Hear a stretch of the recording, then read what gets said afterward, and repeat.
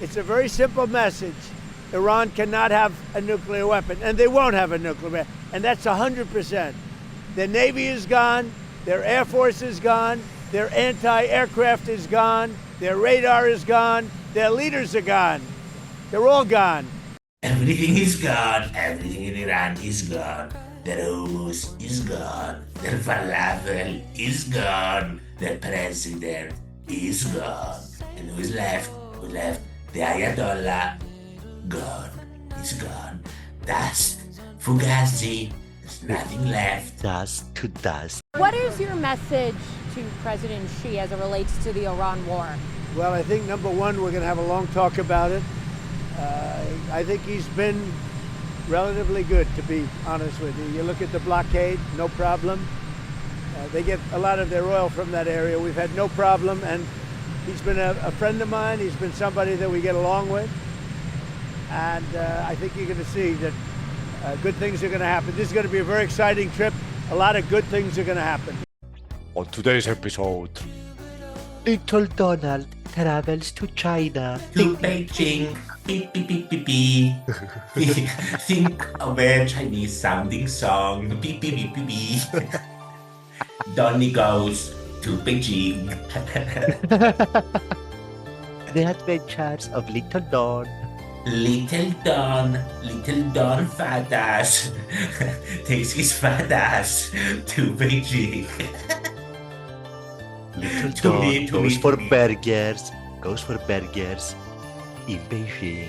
I go for the Big Mac every time. Every time they give me the sir, they say, would you like a salad? Or would you take the Big Mac? Let me tell you folks, you know they call it in China, they call it a Beijing special. That's what they call it. And it's so special in my heart. So I'm going to China.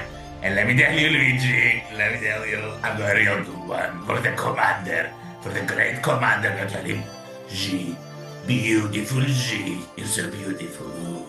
You're like a Roman sculpture. Oh, you make me so hard. But, Comrade Xi, my beautiful mushroom penis is at full mast. And I'm gonna tell you, Luigi, let me get through this. I'm gonna tell you. I've got a beautiful Chinese back in Washington. George, focus, man. Focus. We need to do the serious stuff. But very serious, this is a very serious show, people. It's probably, I mean, even our greatest enemies have said that this is the most serious show on YouTube. Ever in the history of mankind or any shows. Probably the dinosaurs as well, they weren't big into serious shows. So, Trump travels to China to meet his favorite friend, childhood friend, some might say. And the Reuters headline I'm reading is, with NVIDIA CEO in town. Oh yeah, NVIDIA squeezing in Jensen, being like, hey guys, can we sell some graphics cards over here? I heard he's pushing for selling one of his fancy gizmos in China. The argument that Jensen has been making for a long time is, if you ban NVIDIA in China, the Chinese are gonna build their own kind of tech stack, infrastructure, graphics cards, and long term that's gonna hurt the US. Now, is that an honest argument? I honestly don't know. It's a very complicated matter. People, the reverse of the argument is they're gonna reverse engineer and whatever the fuck you give them. It's very complicated. Luigi, before we get right into China and what it means and what is happening there, important to note, there's also the blockade still happening, still strong, still hasn't solved fuck all with Iran. Big, beautiful blockade. I'm just mentioning it. No oil. Screw you, Asia. Screw you, Japan. Screw everybody. Screw you, China. No oil for all of you. Screw the whole fucking planet. Everyone is getting affected. A catastrophe is incoming. I'm saying it that there's been no resolution. He solved nothing with Iran because there was some sort of expectation that was going on in news media that he wanted to solve it before meeting Xi. Yeah.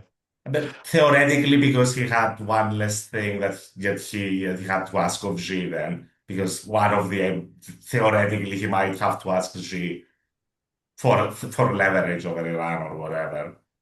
I think this is the main reason for this meeting, right? I mean, they've been planning it for some time, but you have to imagine very high on the agenda. It's going to be how much influence China is going to exert on Iran to sign any peace deal. We can talk about that, but before that, let's talk about he had a magnificent presser before he got on his fucking aeroplane. Mr. President, you promised to bring inflation down. It's now at its highest level in 3 years. Are your policies not working? No, my policies are working incredibly. If you go back to just before the war, for the last 3 months, inflation was at 1.7%.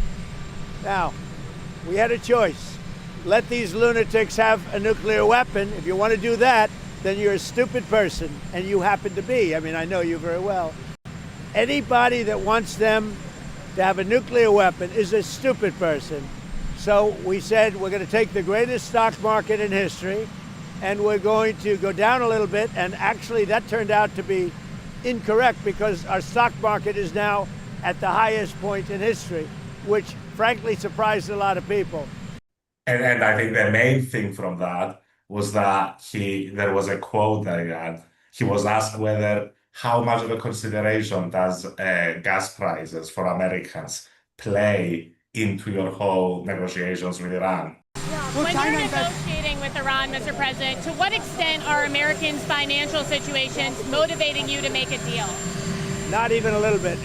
The only thing that matters when I'm talking about Iran, they can't have a nuclear weapon. I don't think about Americans' financial situation. I don't think about anybody. I think about one thing. We cannot let Iran have a nuclear weapon. That's all. Not even a little bit. I give zero shits about Americans and what they pay at the gas prices. You know what's been happening in the last few episodes, we kept saying that the stock market needs to fall, the stock market needs to protest. The stock market is doing the opposite, right? The market is rocketing higher regardless of what's happening with the war. And here's why. Corporate profits for the biggest companies in the US are on track to be up 25% in a single year this year. That is historically high, like by any measure, that is a tremendous year. So the market isn't going to fall. So one of the checks on the great dawn has been removed from the equation. So what can hold him? So what can hold him back, you ask? Nothing can hold. I used to give a shit. Before I was elected. But now, Luigi, I give zero shits. I mean, yeah, and to be fair, they pushed him on it as well.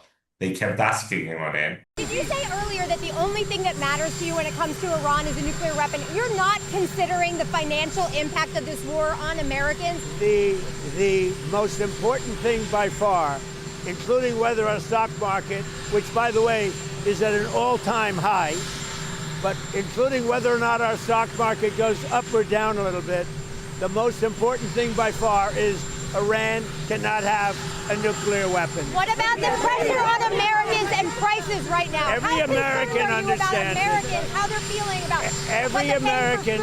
Are you listening to me? Every American understands, and they just had a poll, like 85%, which is surprising. It's only that they understand that Iran cannot have a nuclear weapon. If Iran has a nuclear weapon, the whole world would be in trouble. Because they happen to be crazy, they're not going to have a nuclear weapon. Now, if the stock market goes up or down a little bit, the American people understand it. When it's over, you're going to have a massive drop in the price of oil, which a lot of people thought would be higher. And I mean, it was $99 yesterday, which is low, which is relatively low. When this war is over, oil is going to drop, the stock market's going to go through the roof. And truly, I think we're in the golden age right now. You're going to see a golden age like we've never seen before. This is a golden century. We're living in the golden century. You're like, dude, the gas prices, they're high, they're too high. This is the golden era. The robots, my good friend Elon is building the robots. They're coming.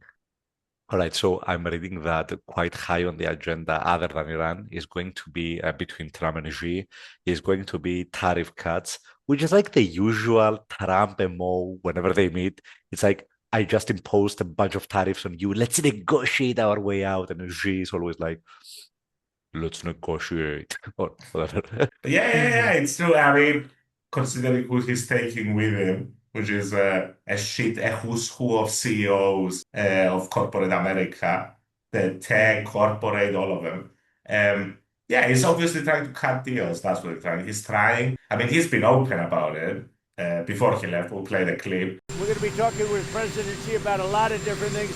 I would say more than anything else will be trade. I mean, he's trying to get China to open up its market so that all these great American companies can invest wholesale into China, into the Chinese We've market. seen this movie so many times. Yeah. Trump escalates tariffs before he visits Xi. They meet, they have a nice presser, they agree a bunch of shit that Xi doesn't honor afterwards. It's like, yeah, we're gonna do it. They don't sign anything, and then they sort of slow walk the deals, or they don't fully execute on them. I mean, there's That's parts, okay. Luigi, which do sound a bit insane. I mean, I think you mentioned it a long time ago, but Trump is like, I want you to buy 250 million soya beans. And it's like, dude, it's a market. I mean, if you can sell it. But Trump actually requests a number. I guess in an economy run by Xi, a particularly Exactly. specific economy, you can do that shit. But it's Exactly. easy for Xi to be like, oh, the Americans haven't eased up on these fucking export restrictions, so we're not gonna buy those fucking soya beans. And then quickly everything goes to shit, yeah. You're absolutely right. If any country would be able to sort of wave a magic wand and be like, companies do this, it's China and it's Xi. So I'm guessing the meeting is going to go quite well for Nvidia. For all of them. They're all gonna try something. Yeah. What else do we have on our agenda? I mean, apart from that, we've got Iran, Luigi. I mean, what do you think is happening there? Are we any closer to any resolution? Let me check my notes. Fuck knows. Fuck But seriously, knows. this has been the most confusing saga I've The ever thing I'm watched. willing to bet, though, is that he's not willing to escalate again. At least not to the degree of, bombing them for 3 months or something. That is Maybe a true. little bit of bombing, maybe for a day or two, but nothing more than that. Nothing that effectively, completely destroys the ceasefire.